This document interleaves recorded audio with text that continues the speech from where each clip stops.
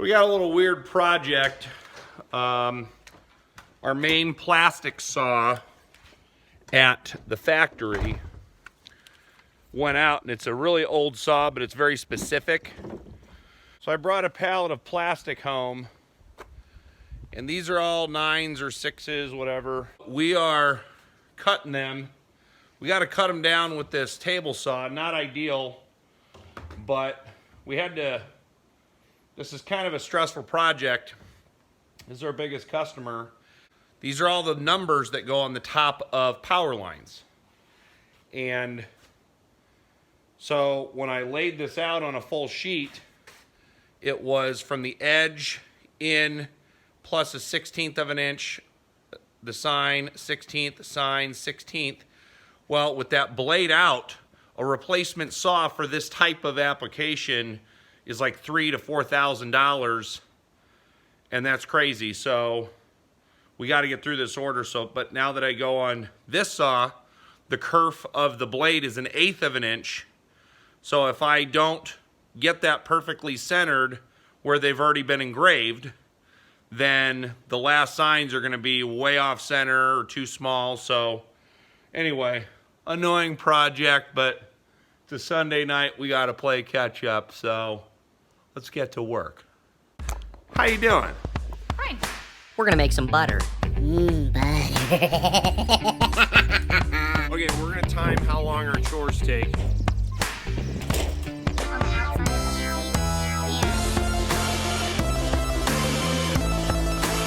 Plus traffic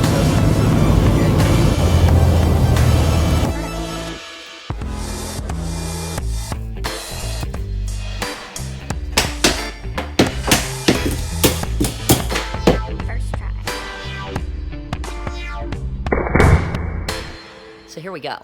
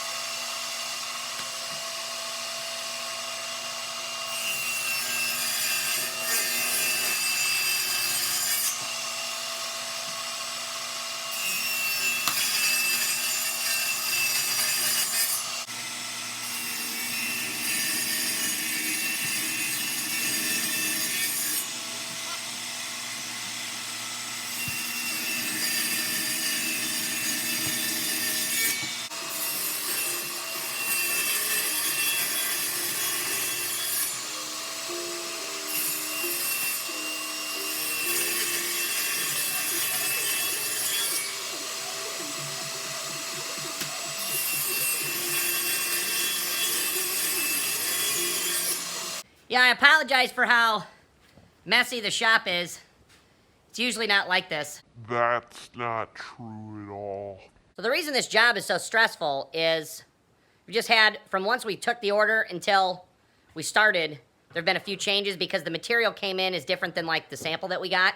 So we're kind of making some changes. They're turning out great, but it's just been kind of stressful. Like this is just a part of it. Just the cost on this 20 sheets is $1,000. So if we're off by like a 1/16 of an inch, if we don't get the measurements just right, and you know, it kind of accumulates down the cut. So that's why we got to just keep spot checking it and make sure that they're all the same. So I hope I don't screw up. So now we got to strip these this way. So we're going to cut these all in half. So I haven't done my official unboxing of this Bosch 4100 XC, but so far I'm pretty pleased with it. The fence is pretty sturdy and square. It's running pretty smooth. No problem so far. I was a little nervous because during this whole process, I had to go, the brushes in the saw motor, like the reason we're doing this is because the saw that we're supposed to be cutting on has a broken motor. Well, that motor is obsolete. It was made in like the 70s or whatever. And the brushes, it's a DC motor, so the brushes on it are like cracked.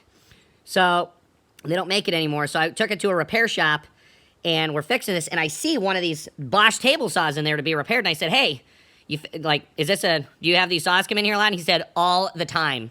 So I was like, oh, okay, so what do I do? And he said, just make sure your blades are sharp, buy good tools. Buy good tools. and just don't push it really hard. If you're doing a bunch of heavy stuff, just take it easy. You don't need to, it's not a cabinet saw and it doesn't have a belt in it. So anyway, we'll see.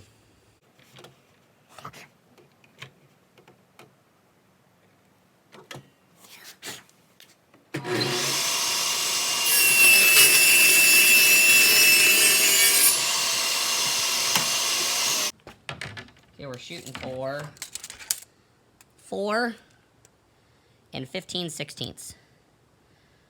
That's pretty darn on the mark, right? There. Boom.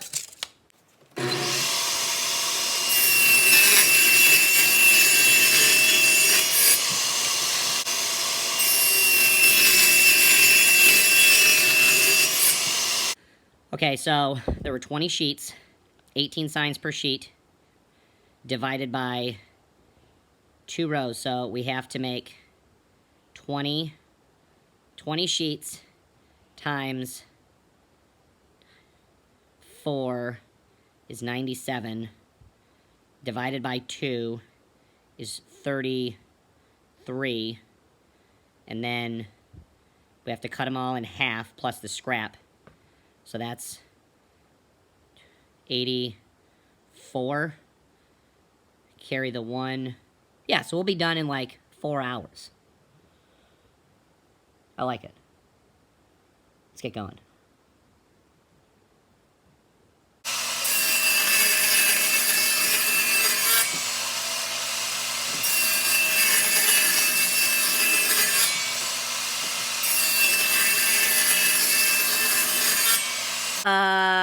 So I like knowing how long it's going to take me to do something. I don't care if it takes a long time. I just kind of want to have a goal. So we just did a little time study there.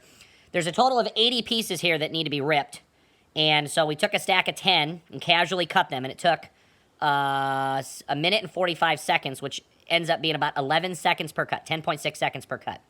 So if there's 80 sheets and we did the whole stack, that would be 880 seconds divided by 60 seconds in a minute is about 15 minutes.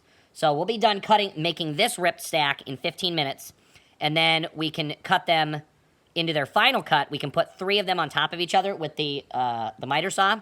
So that's a third of a cut per sign, and then we'll do a little time study on that. That part goes pretty quick, but there's a total of 360 signs in this particular batch. So that's what we're going to have to, that's going to be 100, yeah, we'll get that figured out. So I'm going to show you something about this saw. So this is a chop saw. This has few teeth, and so this is kind of what's happening. Not a big deal because it's going in a bracket up, 60 feet in the air. And we route a channel on this front edge. But if you notice, it's kind of irregular. That's going to get smoothed out in the next process. But the other saw has more teeth. It's spinning faster.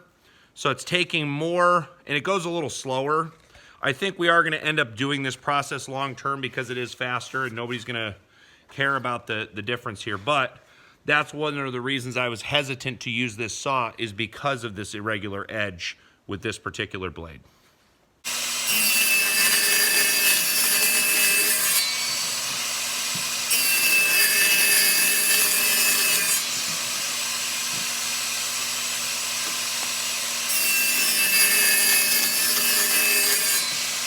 I think it's important to know that the American economy is not run by some small collection of massive companies. There are big companies out there, but just to kind of see what the supply chain is, we're an incredibly small family business in rural Iowa, and these are for a multi-billion-dollar power company, and that's not a testament to, like, we did anything special. The point that I want to make is that industry in this country is not in massive factories. They are in small shops. I've joined a lot of Facebook groups that are small machine shops, and they're doing huge runs for the government and huge research places and manufacturing, and they're small garages. So support a small business and realize that the backbone of our economy is in small business everywhere. So shop local. Right? I mean, do you think that? I don't think that. I'm just saying that so that they do whatever I say. And that's what's important. Deception. Are we still rolling?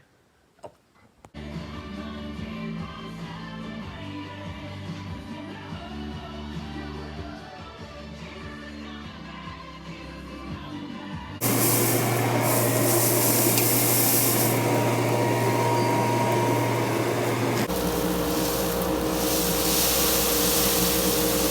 They won't be that small forever. They're growing up so fast. Yeah, we got to get our dust collection figured out.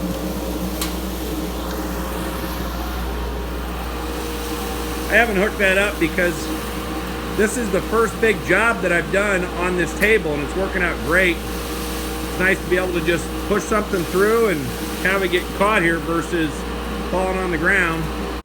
So we're going for 10 inches, and that's what this is set up to. And we can fit 3 of these in at a time. Just important that we keep the scrap part up here. So if one of these gets cut, that's what Jonathan's doing, is he's flipping these around so that they are... The other problem is, with all the dust that can build up back here, it can get caked in there and then make this like stick out a little bit and not be square, so that's my job. So then we just take these.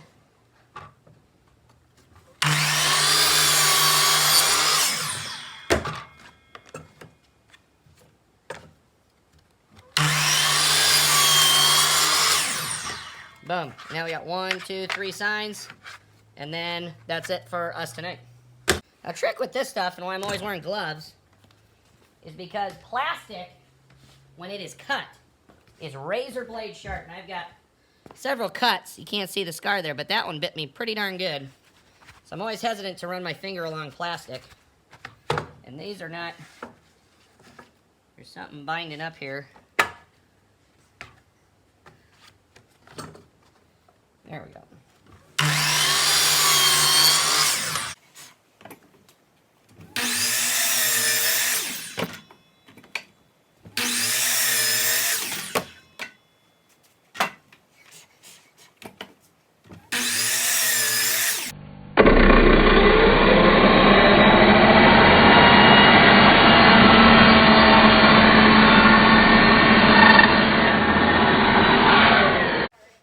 And now for the satisfying part.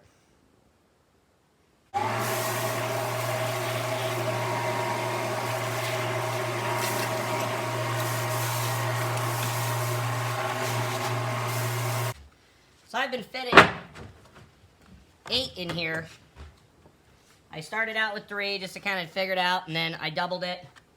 This is about as much as I'm comfortable with because they do end up kind of shifting, and if one of them's not, I don't know, I feel like I still have control at 8, but I think if I go any more, it's just kind of overambitious.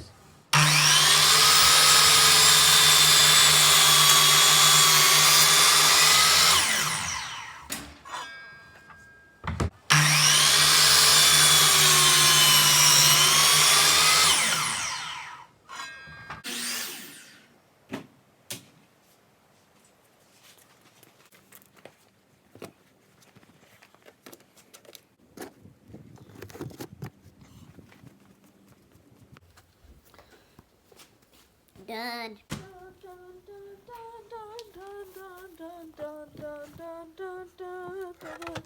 Dun dun dun dun dun dun dun dun dun dun dun dun dun dun dun dun. Okay, so we're done. That was fun. This is the part where you like, you subscribe, you click those notifications, and you tell all your friends because this is fun. Do we look alike?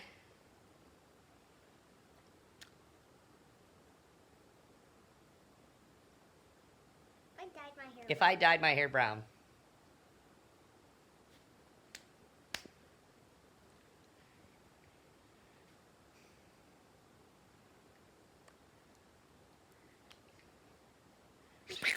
So what do we say?